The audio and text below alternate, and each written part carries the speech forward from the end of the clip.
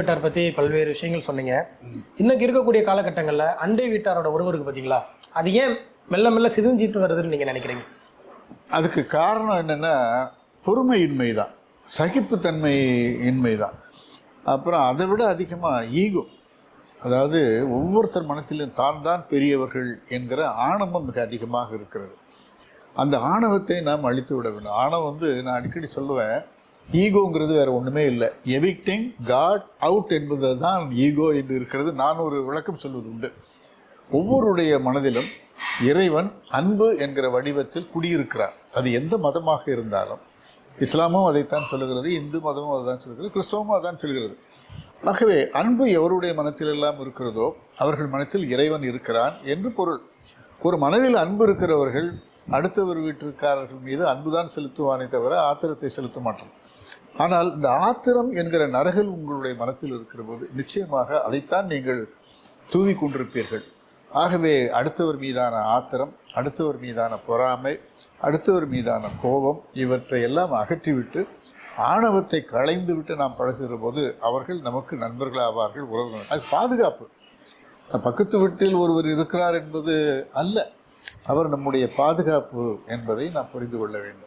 நீங்கள் ஒரு எழுத்தாளராக இருக்கிறீங்க, பல்வேறு தரப்பட்ட மக்கள் நீங்கள் சந்திக்கக்கூடிய சூழல் இருக்கும். குறிப்பாக இஸ்லாமியர்களோட உறவு உங்கள்கிட்ட எப்படி இருக்குது? உங்களுக்கும் அவர்களுக்கான உறவு உங்கள் வாழ்க்கையில் தாக்கத்தை ஏற்படுத்தின ஒரு சில சம்பவம் இதாக நடந்திருக்கும்ல? நான் பிறந்ததே ஏர்வாடி.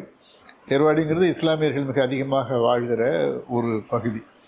அங்கே நாங்கள் பிறந்தோம். ஆனால் நான் பள்ளிக்கூடம் போகிற சமயத்தில் கலிமா சொல்லி தான் நாங்கள் எல்லோரும் காலையில் ப்ரேயர் இருக்கும். எனக்கு எல்லா கலிமாவும் மனப்பாடமாக இருந்தது, இப்போது தான் மறந்து விட்டேன். ஆக எங்களுடைய பழக்க வழக்கங்கள் எல்லாமே அப்படி தான் இருக்கும். இன்னும் சொல்லப்போனால் நோன்பு பிடிக்கிற சமயங்களில் நான் நோன்பு பிடிப்பேன். நான் பள்ளிகளில் படித்து கொண்டிருக்கிற போது நோன்பு பிடிப்பதுண்டு. என்னுடைய சக நண்பர்களோடு சேர்ந்து ஆற்றில் போய் குளித்து விட்டு அவர்களோடு சேர்ந்து உணவு உண்பதுண்டு. ஆகவே அவர்களுடைய பழக்க வழக்கம் என்பது எனக்கும் ஓரளவுக்கு ஊட்டியிருக்கிறது. இந்த பழக்க வழக்கம் என்பது மதம் சார்ந்தது என்று மட்டும் நான் நம்பவில்லை, நம்முடைய நலம் சார்ந்ததாகவும் அது இருக்கிறது. ஆகவே இஸ்லாமியர்களிடமிருந்து நான் நிறைய கற்றிருக்கிறேன், பெற்றிருக்கிறேன். இன்னும் சொல்லப்போனால் எனக்கு வங்கியில் ஒரு பணியை வாங்கி தந்ததே அப்பாஸ் என்கிற எங்களுடைய சாச்சான்னு சொல்லுவேன். எங்கள் ஊர்க்காரர் என் மீது அளப்பரிய அன்பை வைத்திருந்தவர். அவருக்கு ஆண் குழந்தை கிடையாது. என்னை பார்க்கிற போதெல்லாம் சொல்வார், நீ என் பெறாத பிள்ளை என்று சொல்வார்.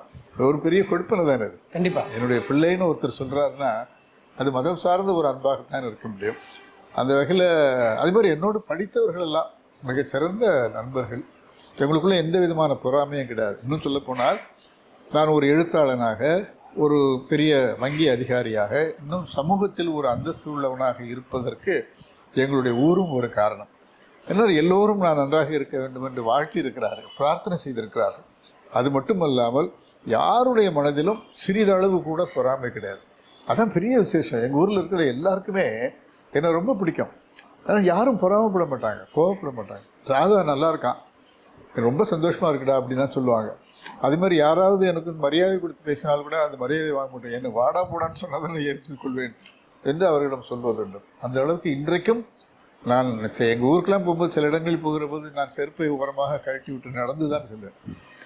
எப்படி நான் ஊரில் இருந்தேனோ அப்படித்தான் இப்போதும் இருக்கிறேன்.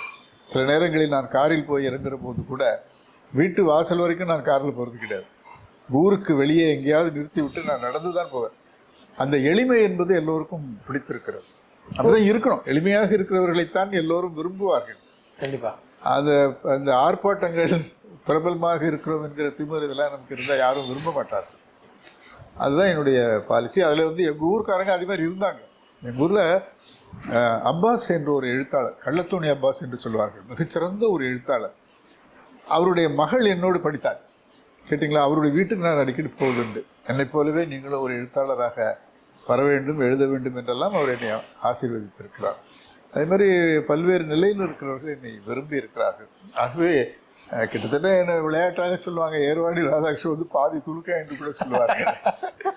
அதனால் அது எனக்கு பெருமையாகத்தான் இருக்கிறது. இல்லை, சுவாரஸ்யமான நிகழ்வுகள் ஏதாவது நடந்திருக்கும்ல, ஏதாவது ஒரு சம்பவம் சொன்னால் கொஞ்சம் நல்லா இருக்கும். இதில் பத்திரிகை துறை சார்ந்த நிகழ்ச்சியை ஒன்று சொல்லணும்.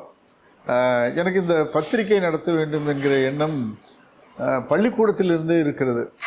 ஒரு கையெழுத்து பிரதி ஒன்றை நடத்தி கொண்டிருந்தேன். பகலவன் என்று அந்த பத்திரிகையினுடைய பெயர். நானே எழுதி, என்னுடைய கையெழுத்து மிக அழகாக இருக்கும். நானே எழுதி செய்திகளை விட்டுறது. அதில் வந்து மருத்துவ பகுதி என்று ஒன்று வரும். அந்த மருத்துவ பகுதி வரும்போது அதுக்கு கேள்வி பதில் போடுறது. அந்த கேள்வி பதில் போடும்போது மிக கவனமாக போடுவேன். அது வந்து இப்ராஹிம் என்கிறவர் ஒரு கேள்வி கேட்குறேன். அவன் என் கூட படித்தவன் இப்ராஹிம். நான் மிகவும் ஒல்லியாக இருக்கிறேனே, என்ன செய்வது, இதான் கேள்வி. அதுக்கு என்னுடைய பதில், டாக்டர் பதில் என்னன்னா, நன்றாக சாப்பிட வேண்டும், டானிக் சாப்பிட வேண்டும் என்பது பதில். நான் வந்து இப்ராஹிம் பேரை ஏன் போட்டேன் அப்படின்னா, இப்ராஹிம் வந்து அடிக்க மாட்டான், ரொம்ப சாது.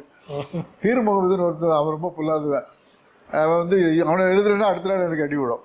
ஆக நான் வந்து இதை செலக்ட் பண்ணிட்டான். அவனே கேட்டான், டே என்னடா நான் கொஞ்சம் லீனாக இருக்கிறேன், சாது, அதனால என் பேரை போட்டேன்னா நீ தைரியம் இருந்தால் அவன் பேரை போட வேண்டியதானே அப்படிம்பாங்க.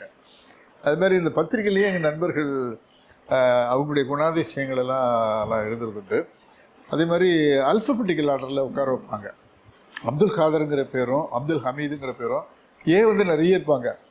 அதுமாரி பீர் முகமது, பக்கீர், இந்த மாதிரி பேரெல்லாம் வந்து பீல நிறைய வந்துடும். எனக்கு கடைசியில் ராதாகிருஷ்ணங்கிறது ரொம்ப கடைசியில் இருக்கும். கடைசி பெஞ்சில் தான் நான் உட்காந்துருப்பேன். எங்கள் வாத்தியாருங்களாம் அல்ஃபபெட்டிக்கல் ஆர்டர் இனிமேல் உட்கார வைக்கக்கூடாது, உயரங்கள் பார்த்து வைக்கணும் அப்படிங்கும்போது, நானும் டீன்ஷான்னு ஒரு பையன் தான், ஒரு கிறிஸ்டியன் பாய். நாங்கள் வந்து அல்ஃபபெட்டிக்கல் ஆர்டரில் வரும்போது பின்னாடி போயிட்டு இருந்த நாங்கள் அந்த உயரத்தினுடைய அடிப்படையில் முதல்ல உட்காந்துருந்தோம். அப்போ வந்து பாருங்களேன், குள்ள பசங்களுக்கெல்லாம் இப்போ வந்து வாழ்க்கையில் ஒரு உயர்வு வந்திருக்கு, கிண்டல் பண்ணுவாங்க. அந்த வகையில் ரொம்ப இதோட ஒரு பெரிய சம்பவத்தை நான் சொல்லணும், அதை நான் பதிவு பண்ணணும்னு ஆசைப்பட்றேன்.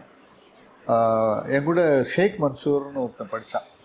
நான் வந்து இரவு அவங்க வீட்டில் தான் போய் படிப்பேன். எஸ்எஸ்எல்சி ப்ரிப்பேர் பண்ணும்போது அவங்க தான் படிப்பேன். அந்த அம்மா வந்து ஃபாத்திமா அவங்க பேர். அவங்க என் மேலே வந்து இன்னொரு பிள்ளை மாதிரியே அன்பாக இருப்பாங்க. இரவெல்லாம் நாங்கள் முடிச்சு கொடுப்போம். அவங்க 2-3 தடவை டீ போட்டு கொடுப்பாங்க. படித்தோம். எஸ்எஸ்எல்சி பரீட்சை எழுதினோம். அவன் தோற்று போயிட்டான், அவனுக்கு ஃபெயில் ஆகிட்டான். நான் வந்து பாஸ் பண்ணிட்டேன். உடனே எனக்கு அங்கே போகிறதுக்கு ஒரு கூச்சமாக இருந்தது. ஷேக் மன்சூரும் பாஸ் பண்ணியிருந்தா எனக்கு மகிழ்ச்சியாக இருக்கும், அவங்க வீட்டுக்கு போவோம். நம்ம மட்டும் பாஸ் பண்ணிட்டு அவன் ஃபெயில் பண்ணலன்னு ஒரு வருத்தம். அதனால் அவனை போகவும் இல்லை. எப்படி இப்போ அவங்கள ஃபேஸ் பண்ணுறது, அம்மாவுக்கு எப்படி என்னை பார்த்தோன்னே அவங்களுக்கு இன்னும் என்ன நினைப்பாங்களோ ஏதோ அப்படின்னு ஒரு 2 பேரும் ஒன்றா படித்தோம். ஒரே வீட்டில் சாப்பிட்டுட்டு ஒரே வீட்டில் டீ சாப்பிட்டு படித்தோம். அவர் ஃபெயில் ஆகிட்டா எனக்கு கஷ்டமாக தானே இருக்கும். நான் போகலை, ஒரு கூச்சப்பட்டு. ஒரு நாள் போகிற பாதையில் ஒரு நாள் என்னை பார்த்துட்டாங்க, கடை வெளியில் பார்த்துட்டு, ஏன் அதான் வரமாட்டேங்கிற அப்படின்னாங்க. சாச்சி தப்பாக எடுத்துக்காத, ஷேக் மன்சூரும் பாஸ் பண்ணியிருந்தானா எனக்கு மகிழ்ச்சியாக இருந்திருக்கும், மன்சூர் ஃபெயில் ஆகிட்டான், நான் மட்டும் பாஸ் பண்ணிட்டேனே, அதனால தான் எனக்கு எப்படி உங்களை ஃபேஸ் பண்ணுறதுன்னு கூச்சமாக இருக்குது அப்படின்னேன். உடனே என்னை கட்டி பிடிச்சி சொன்னாங்க, டேய் நீயும் என் பிள்ளை தான்டா, எனக்கு 2 பிள்ளை, ராதா ஒரு பிள்ளை, மன்சூர் ஒரு பிள்ளை. மன்சூர் ஃபெயில் ஆனா ராதா பாஸ் பண்ணிட்டான்ல, இன்னொரு பிள்ளை பாஸ் பண்ணிட்டான்ல, அந்த சந்தோஷம் எனக்கு இருக்காதா, நீ ஏன்டா அப்படி நினைக்கிற அப்படின்னு தான். சரி இப்படி கூட திங்க் பண்ணலாம் போல இருக்குன்னு நினச்சிட்டு அந்த அன்பில் நான் நெகிழ்ந்துட்டேன். இதெல்லாம் ஒரு சின்ன சின்ன விஷயங்களாக இருந்தால் கூட நம்மளுடைய ஆன்மாவை வந்து துளிர்க்க வைக்குது. கண்டிப்பாக அந்த வகையில் ஒன்று. அதை விட இன்னொரு பெரிய செய்தியை பாருங்கள், இது நான் அடிக்கடி கூட்டங்களில் சொல்கிறது உண்டு. என்னுடைய நண்பர், அவங்க அப்பா வந்து சிலோனில் இருந்தார். சிலோன்லேருந்து நிறைய பணம் அனுப்புவார், வசதியாக இருப்பாங்க, சைக்கிளில் தான் வருவான். அந்த காலத்தில் இம்போர்ட்டட் சைக்கிள் அங்கே, நல்ல துணிமணிகள், நல்ல இது வசதி. அப்புறம் வந்து மாதந்தோறும் இது குவார்டர்லி ப்ராக்ரஸ் ரிப்போர்ட் வரும். அந்த ப்ராக்ரஸ் ரிப்போர்ட்டில் வந்து அவனுடைய மார்க்கு இங்கிலீஷில் 10, கணக்கில் 15, அதே மாதிரி தமிழில் வந்து 20, எல்லாமே குறைஞ்ச மார்க்கு, ஃபெயில் மார்க்கு தான். இவன் நேராக அவங்க அம்மாட்ட, அவங்க கொஞ்சம் படிக்கலை, அம்மாட்ட போய், அம்மா இதெல்லாம் நான் கட்ட வேண்டிய ஃபீஸு, என் வாங்கியிருக்குது மார்க்கு, அம்மாட்ட போய் இதெல்லாம் நான் கட்ட வேண்டிய ஃபீஸுன்னு சொல்லி காசு வாங்கிடுவான். ஆனால் நான் வந்து நிறைய மார்க் வாங்குவேன். என்னுடைய ரிப்போர்ட்டை பார்க்கும்போது அந்த அம்மா கேட்பாங்க, என்ன ராதா கொஞ்சம் வசதியாக இருக்க எங்களுக்கெல்லாம் வந்து ஃபீஸ் ரொம்ப கம்மியாக போட்டிருக்கான், கஷ்டப்பட்டுட்டு இருக்க உனக்கு மட்டும் ஃபீஸ் நிறைய போட்டிருக்காங்களே, இங்கிலீஷ் பாடத்துக்கு வந்து 80 ரூபாயே கட்டுறது, என் பையன் 10 ரூபா தானே கட்டுறான் அப்படின்னே சொல்லிட்டு இருந்தாங்க. டே சொல்லிட்டோம், எனக்கு பொறாமை. அதாவது நான் எங்கள் அப்பா ஒரு 5 ரூபா கொடுக்க மாட்டார் பாக்கெட் மணி, அவன் 80 ரூபா வாங்கிடுவான் அவங்க அம்மாட்ட. ரொம்ப பொறாமையப்படுவேன். அப்புறம் ரெண்டாவது ஏமாற்றிட்டு இருக்கான், அது தப்பு, அந்த சாட்சிட்ட எப்படியா சொல்லிடணும் அப்படின்னு ஒரு நாள் சாட்சிட்ட சொன்னேன். சச்சி, நான் ஒரு விஷயம் சொல்லுவேன், என்னை மன்னிச்சுக்கோ.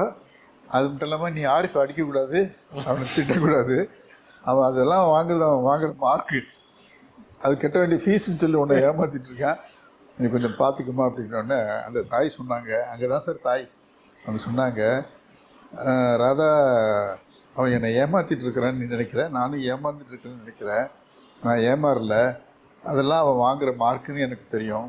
ஆனால் ஏன் அதையெல்லாம் சகிச்சுட்டு அவனுக்கு ரூபா கொடுத்துட்ருக்கேன் தெரியுமா? அதிகமாக அம்மாட்ட இருந்து பணத்தை வாங்கணுங்கிறதுக்காகவாது அவன் நிறைய மார்க் வாங்க மாட்டானாங்கிற ஒரு எதிர்பார்ப்பு தான். என்ன பெரிய ஒரு விசித்திரமான தாய், ஒரு சிறுகதைக்கான ஒரு கதை இது. என் பிள்ளை நிறைய மார்க் வாங்கணுங்கிறதுக்காகவாது நான் இந்த பணத்தை கொடுத்து தான் தீரணும். அவன் வந்து என்னை ஏமாத்துறாங்கிறது எனக்கு நல்லா தெரியும். ஒன்றையும் நான் ஏமாற்றிட்டு தான் இருந்தேன்.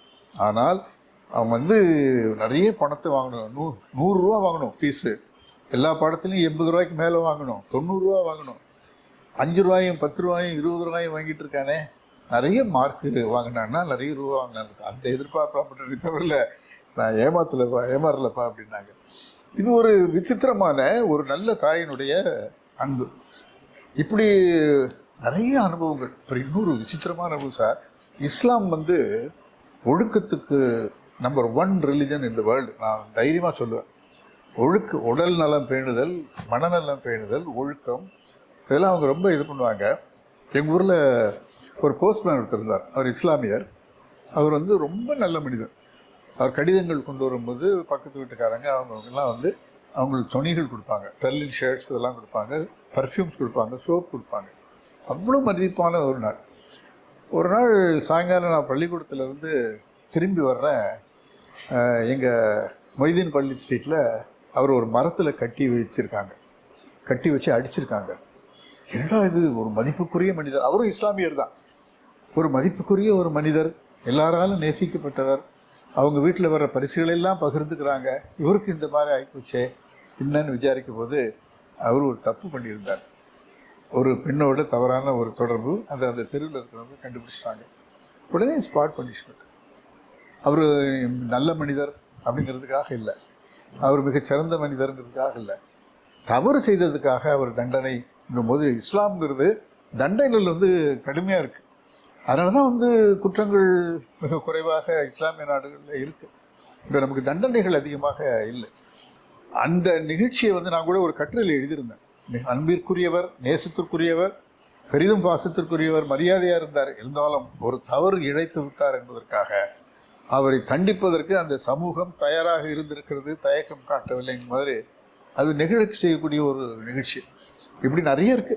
இப்போ நீங்க வந்து உங்க கிராமம் சார்னு சொல்லிட்டு இருந்தீங்கல்ல, இப்போ சென்னையில எடுத்துக்கிட்டோம்னா இன்னைக்கு வீடுகள் தான் பக்கமா இருக்கு, சொல்ல போனா இல்லங்கள் வந்து பக்கமா இருக்கு, உள்ளங்கள் தூரமா இருக்கு. என்ன காரணம் சார் இது இணைகிறதுக்கான உங்களுடைய ஆலோசனைகள் என்ன? அதுக்கு என்ன காரணம், என் நடுவில் இருக்க சோறு தான். இதுல சகிப்புத்தன்மைங்கிறது கிடையாது. சரி, இன்னைக்கு ஒன்றும் இல்லை, அதாவது நிறைய இடங்களில் எனக்கு இப்போ நான் குறைகளை வந்து நம்ம பார்க்கவே கூடாது. பக்கத்து வீட்டுக்கு பெரும்பாலும் பக்கத்து வீட்டு ரிலேஷன்ஷிப் வந்து நல்லா இல்லாமல் இருக்கிறதுக்கு காரணங்கிறது பொறாமை தான். ஒருத்தர் நல்ல உடை அணிந்து இருக்கிற போதோ, நகை அணிந்து இருக்கிற போதோ, அல்லது அவருடைய வீட்டு பிள்ளைகள் வந்து அதிகமாக சோபிக்கிற போதோ, நல்ல வேலைக்கு போகிற போதோ ஒரு பொறாமை வரும். அந்த பொறாமை நம்ம எப்படி இருக்கணும்னா அதை நம்ம மனசுல இருந்து விலக்கிக்கணும். அந்த பையனை உதாரணம் காட்டியோ அல்லது அவங்களுடைய நிலையை வந்து கணவனுக்கு காட்டியோ இங்கே வந்து உற்சாகப்படுத்துகிறோம். நம்ம பக்கத்து வீட்டு பையன் அதிகமாக மதிப்பெண் பெறுகிறான், என்னுடைய பிள்ளை அதிகமாக மதிப்பெண் பெறவில்லை என்றால் அவன் மீது பொறாமைப்படுவதை விட என்னுடைய பிள்ளைக்கு அவனை எடுத்துக்காட்டாக சொல்ல வேண்டும். நம்ம அதை செய்கிறது கிடையாது. அவன் மீது பொறாமைப்பட வேண்டும், அவன் அதிகமாக மதிப்பெண்கள் வாங்கக்கூடாது, என்னுடைய பிள்ளையை விட மதிப்பெண்கள் குறைவாக வாங்க வேண்டும். இந்த மாதிரி நினைக்கும்போது தான் வந்து பொறாமை வரும்.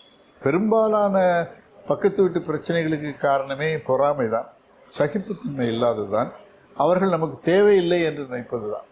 நான் வந்து எல்லாரும் தேவை என்று நினைப்பேன். இன்னும் சொல்லப்போனால் எங்களுடைய குடியிருப்பில் நான் வெளியே போகிற போது யார் எதிர்பட்டாலும் நான் அவர்களுக்கு வணக்கம் சொல்வேன். அவர்கள் எனக்கு சொல்ல வேண்டும் என்று நான் காத்திருப்பதே இல்லை, சொல்வேன், அவங்க வணக்கம் சொல்வேன், அவங்க அதுக்கு பிறகு அவர்கள் வணக்கம் சொல்வார்கள். ஒரு நாள் எனக்கு இப்படி தோணுச்சு, ஒருத்தர் இருந்தார், ஒரு நண்பர் இருந்தார். அவருக்கு வந்து நான் வணக்கம் சொல்லுவேன், அவர் எனக்கு வணக்கம் சொல்லுவார். என்னடா இது ஒவ்வொரு நாளும் நம்ம தான் வணக்கம் சொல்ல வேண்டியிருக்குது, அவர் சொல்ல மாட்டேங்கிறாரு அப்படின்னு நினச்சி ஒரு நாள் நான் அவருக்கு வணக்கம் சொல்லலை. ஒரு experimental basis, what is is reaction என்று தெரிந்து கொள்ள, அவருடைய எதிர்வினை எப்படி ஆற்றுகிறார் என்று தெரிந்து கொள்வதற்காக அவருக்கு நான் வணக்கம் சொல்லவில்லை. வீட்டுக்கு வந்த பிறகு அவர் எனக்கு தொலைபேசி, ராதாகிருஷ்ணன் சார், நீங்கள் டெய்லி எனக்கு வணக்கம் வைப்பீங்களே, இன்னைக்கு ஏன் வணக்கம் வைக்கல, என் மேலே ஏதாவது கோபமா? ஒரு விசித்திரமான நிலை இது. நான் யாரிடமும் எதிர்பார்ப்பதில்லை, நான் வணங்குகிற போது அவர்கள் திருப்பி வணங்குகிறார்கள். அதே மாதிரி பேசுகிற போது கூட எத்தனை முறை என்னோடு பேசினாலும் வணக்கம் என்று சொல்லிவிட்டு தான் நான் பேசுவேன். காலையில் வணக்கம் சொல்லியாச்சே, இப்போ சொல்ல வேண்டாம் என்று நான் நினைப்பதில்லை. அதே போல் என்னோடு பழகுகிறவர்கள் அப்படித்தான் இருக்கிறார்கள். இது வந்து ஒரு அடிப்படை நாகரிகம், அடிப்படை மரியாதை.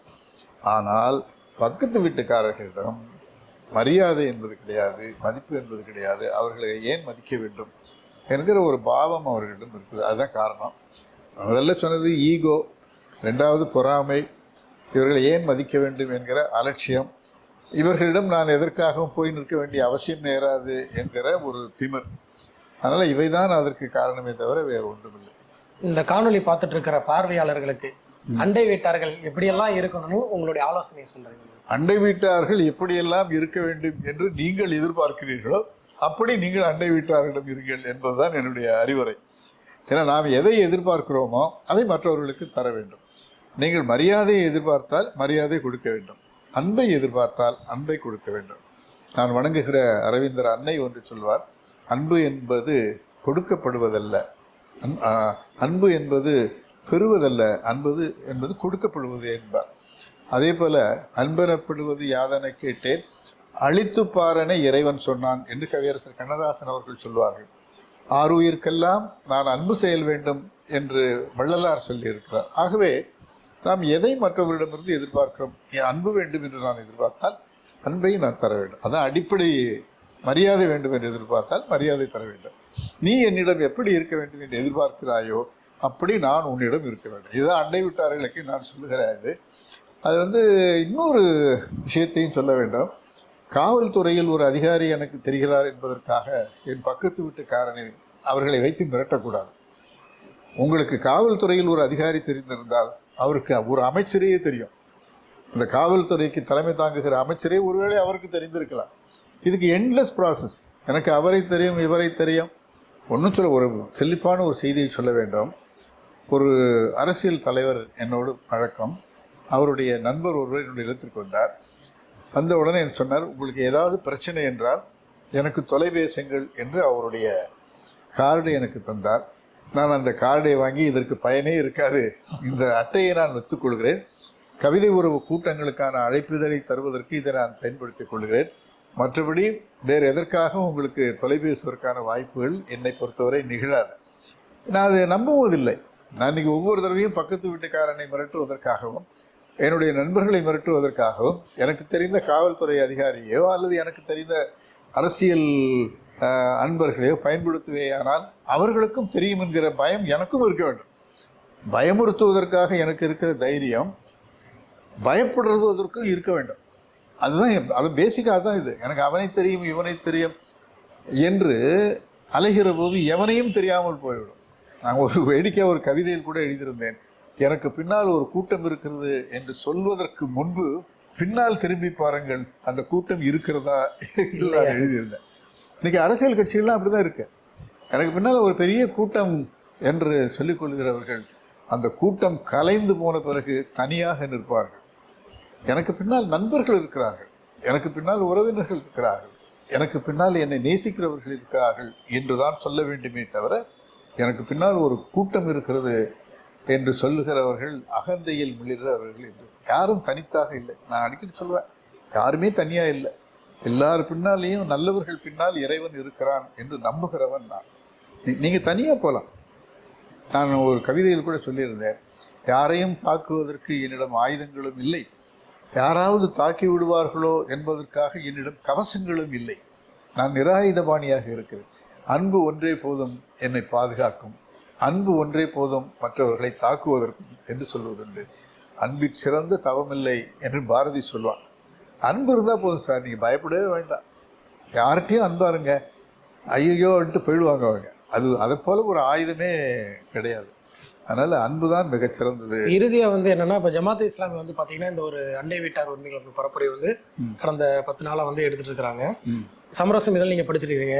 இதை நீங்கள் தெரிஞ்ச வரைக்கும் இந்த பரப்புரை மக்கள் மத்தியில் எந்த அளவுக்கு தாக்கத்தை ஏற்படுத்தணும்னு நீங்கள் நினைக்கிறீங்க? நிச்சயமாக ஏற்படுத்தும். இதை இன்னைக்கு மக்களுக்கு சொல்ல வேண்டிய ஒரு மகத்தான சுவிசேஷம், ஒரு செய்தி, மெசேஜ் இதுதான். இதைத்தான் நீங்கள் சொல்ல வேண்டும். சக மனிதர்களை நேசிக்காதவரை நீயும் நேசிக்கப்பட மாட்டாய், உன்னுடைய பாதுகாப்பும் கேள்விக்குறியாக இருக்கும் என்கிற செய்தியை ஒவ்வொருவரும் உணர வேண்டும். இன்னைக்கு கிராமத்தில் இருக்கிறவர்கள் மகிழ்ச்சியாக இருக்கிறார்கள் என்றால் ஒருவரை ஒருவர் நேசிக்கிறார்கள் என்பதுதான் இருக்கு. அடிப்படை நேசம் தான் சார், வேற ஒன்றுமே இல்லை. அன்பே சிவம் என்று தானே நாங்கள் சொல்கிறோம், அதே போல் நீங்களும் கடவுளைத்தான் சொல்கிறீர்கள். ஆகவே அன்பு என்று மனதில் நிறைந்திருந்தால் எந்த விதமான அச்சமும் தேவையில்லை. அதனால் இதை நீங்கள் முன்னெடுத்து செல்ல வேண்டும். இன்றைக்கு வந்து பெரிய போர்களை கூட நாம் சமாளித்து விடலாம் சேர்ந்து. ஆனால் பக்கத்து வீட்டில் நடத்திருக்க இந்த போர்களை வந்து நாம் எதிர்கொள்ளக்கூடாது. அப்போ அந்த இப்படி ஒரு சூழலே வரக்கூடாது. அன்பு தான் இதுக்கெல்லாம் பெரிய ஆயுதம். அதுதான் அதனுடைய ஆன்சரும், அதுதான். அன்பு ஒன்று தான் இதற்கான பதில். ரொம்ப நன்றி சார். ரொம்ப பல்வேறு கேள்விகளுக்கு வந்து நான் எங்கே அலுவலகத்தில் என்னென்னா, சக மனிதர்கள் மீதான நேசம், அடுத்தவர் மீது நான் காட்டுகிற அன்பு, கேட்டிங்களா, யாரிடத்தும் நான் பயப்பட மாட்டேன். நான் ரொம்ப தெளிவாக இருப்பேன், ரொம்ப இதுவாக இருப்பேன். நான் இது கூட சொல்கிறது உண்டு, நான் எந்த கட்சியிலும் இல்லை என்றால் ஒரு கட்சியில் சேர்கிற போது இன்னொரு கட்சி நண்பரை நான் இழந்து விடுவேன் என்கிற பயம் எனக்கு இருக்கிறது. அதே மாதிரி நிறைய பேர் வெட்கம் இல்லாமல் கட்சி மாறிகள் நிறைய இருக்கிறாங்க. இன்றைக்கி இங்கே இருந்தால் நேற்று அங்கே இருக்கேன், நாளைக்கு எங்கே இருப்போன்னு தெரியாது. ஆனால் என்றும் நான் நியாயத்தின் பக்கம் நிற்பேன், அன்பின் பக்கம் நிற்பேன், இறைவனின் பக்கம் நிற்பேன் என்பதுதான் என்னுடைய ஆன்ம பலம். இந்த ஆன்ம பலத்தை போல ஒரு பெரிய பலம் உடனே கிடையாது. என்ன உடம்புல பெரிய பலம்? முரளர்கள் தான் அடிபட்டு தெருவில் செத்து கிடக்கிறார்கள், கேட்டிங்களா. மெலிதாக இருக்கிறவர்கள், அன்பாக இருக்கிறவர்கள் தப்பித்துக் கொள்கிறார்கள். கண்ணதாசன் சொல்லுவார்கள், சாவு யாருக்கு வருகிறது என்றால் கத்தியை எடுக்கிறவனுக்கு தான் சாவு வருது. கத்தி இல்லாமல் நிராயுதமானியாக போகிறவங்களை யாரும் ஒன்றும் செய்ய மாட்டாங்க. பயமே தேவையில்லை. இப்போ எனக்கு சடனாக ஒரு கேள்வி வந்துச்சு. இப்போ எங்கே குண்டு நடந்தாலும் எது நடந்தாலும் இன்னைக்கு இஸ்லாமியர்கள் தானே சொல்கிறாங்க. ஒரு எழுத்தாளர் உங்களோட பார்வையில் நீங்கள் எப்படி? இல்லை, அது ரொம்ப தவறு. நான் வன்மையாக எப்பவுமே கண்டிக்கிறது. ஒரு மனிதன் செய்கிற தவறு, அந்த ஒரு இப்போ வந்து அபூபக்கர் என்பவர் ஒரு தவறை செய்கிறார் என்றால் அபூபக்கர் செய்ததுதான் தவறை தவிர இஸ்லாம் செய்த தவறு என்று நான் சொல்ல மாட்டேன். அதே போல் ஒரு ராமசாமி செய்கிற ஒரு தவறு என்பது ராமசாமி செய்கிற தவறு தானே தவிர ஒரு இந்து செய்கிறான் என்று சொல்ல மாட்டேன். ஆனால் ஹக்கீம்னு ஆல் இண்டியா ரேடியோவில் ஒரு இயக்குனர் இருந்தார். என் மீது அளப்பரிய ஒரு அன்பு. அவர் இருக்கிற போது நான் நிறைய எழுதியிருக்கிறேன். அவர் என்கிட்ட கேட்பார், இந்த மாதிரி இஸ்லாமியர்களை வந்து முரடர்களாகவும், அதே மாதிரி கிறிஸ்துவ பேர் ஜேம்ஸ் என்கிற பேர்னா அவர் ரவுடி பேர் ஜேம்ஸ் வைப்பானுங்க. அந்த ஊரில் ஒரு நல்ல மனுஷன்னா அவர் மகாதேவனார். அது மாதிரி இது பண்ணுறீங்களே, அதை நீங்கள் மாற்றி எழுதணும். அது எப்படி எழுதினாலும் அது பிரச்சனை தான். ஆனால் அதை நீங்கள் கேட்கிறவர்களும் வாசிக்கிறவர்களும் அது ஒரு தனி மனிதன் என்று தான் நினைத்து கொள்ள வேண்டுமே தவிர அந்த மதம் சார்ந்தது என்று நினைத்து கொள்ளக்கூடாது. இப்போ எனக்கு கூட ஒரு தடவை காசிம்னு எங்கள் ஊரில், அவர் யாருன்னே எனக்கு தெரியாது. அப்படிப்பட்ட ஒரு கேரக்டரை நான் பார்த்ததே இல்லை. காவல்துறை அதிகாரிகள் ஏர்வாடி என்றவுடன் காசிம் ஊரா என்று கேட்பார்கள். ஏர்வாடி காசிம் என்ற பெயர் மட்டும்தான் உங்களுக்கு நினைவு வருமா? எங்கள் இவர் ஐயா கள்ளத்தோணி அப்பாஸ் ஞாபகம் வர மாட்டாரா? அதே மாதிரி மீரான்னு ஒரு பெரிய நண்பர் இருக்கார் பம்பாயில், நிறைய ஃபிலாந்தெரப்பி, நிறைய காரியங்கள் பண்ணுறாரு, தர்மங்கள் பண்ணுறாரு. அதே மாதிரி ஏர்வாடி இந்த பக்கம் பார்த்தாச்சுன்னா அப்துல் கலாம் உங்களுக்கு ஞாபகம் வராதா? இப்படி எவ்வளோ இஸ்லாமியர்கள் நல்ல மனிதர்கள்லாம் நிறைய இருக்கிறாங்க. நாகூர் அனிஃபா உங்களுக்கு ஞாபகம் வராதா? எத்தனை நல்ல மனிதர்கள் இருக்காரு. இஸ்லாம்னா இதுதான் நினைக்கிறதுங்கிறது ரொம்ப தவறான எண்ணங்கிறது. அதை நான் வன்மையாக எப்பவும் கண்டிப்பேன். அது தவறு. அது ஜேம்ஸ் தப்பு பண்ணானா ஜேம்ஸ் தான் தப்பு பண்ணுறான். ஜீசஸ் சொல்லி அவன் பண்ணலை, அவன் ஏதோ ஒரு சைத்தான் சொல்லி பண்ணியிருக்கிறாங்க. மதங்கள் சார்ந்த மனிதர்கள் அல்ல, மனிதர்களுடைய பாவங்களுக்கெல்லாம் காரணம் மதங்களும் அல்ல. அது அவரவர்களுடைய போக்கு தான். ரொம்ப நன்றி சார். ரொம்ப பல கேள்விக்கு வந்து உணர்வுபூர்வமாக உங்களுடைய பதிலை கொடுத்தீங்க. ரொம்ப ரொம்ப நன்றி. எனக்கு ரொம்ப சந்தோஷமாக இருக்குது. அதாவது நல்ல செய்திகளை வந்து நானும் பரப்பணும். நம்மிடமிருந்து என்ன வருகிறது அப்படிங்கும்போது நம்மிடமிருந்து நல்ல செய்திகள் வர வேண்டும். ரொம்ப நன்றி சார். ரொம்ப மகிழ்ச்சி சார்.